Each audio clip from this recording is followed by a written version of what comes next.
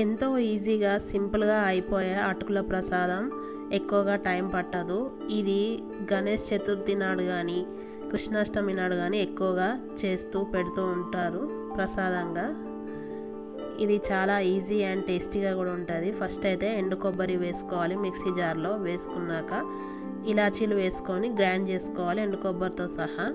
ఈ విధంగా గ్రైండ్ చేసుకుని ఎండు కొబ్బరి పొడిని పక్కన పెట్టుకొని స్టవ్ ఆన్ చేసేసుకొని ప్యాన్ హీట్ అయ్యాక ఆవు నెయ్యి వేసుకోవాలి. ప్రసాదానికి ఎప్పుడైనా ఆవు నెయ్యి వాడాలి, చాలా శ్రేష్టం అని కూడా అంటారు కదా ఆవు నెయ్యి.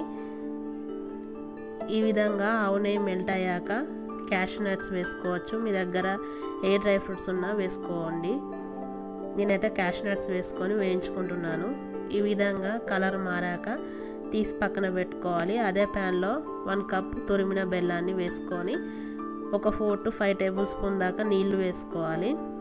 వేసుకొని బెల్లాన్ని కరిగించుకోవాలి.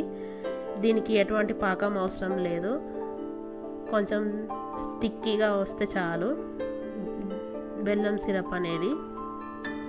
నాకు బెల్లంలో ఎలాంటి ఇసుక లేదు కాబట్టి నేను వడగట్టుకోలేదు. ఈ విధంగా బుడగలు వచ్చిన వెంటనే ఎండు కొబ్బరి వేసుకోవాలి.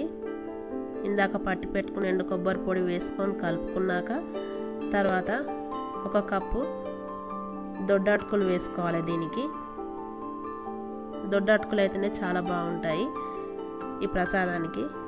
వేసుకొని కలుపుకోవాలి. మొత్తం పాకం అంతా పట్టే విధంగా కలుపుకోవాలి అటుకులకి.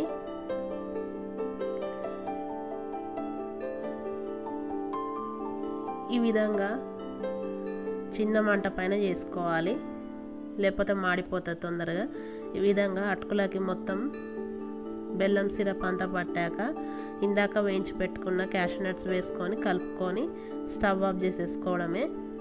అంతే, ఎంతో సింపుల్గా పండుగల నాడు ఈజీగా తొందరగా అయిపోయే ఈ అటుకుల ప్రసాదాన్ని దేవునికి నైవేద్యంగా పెట్టొచ్చు.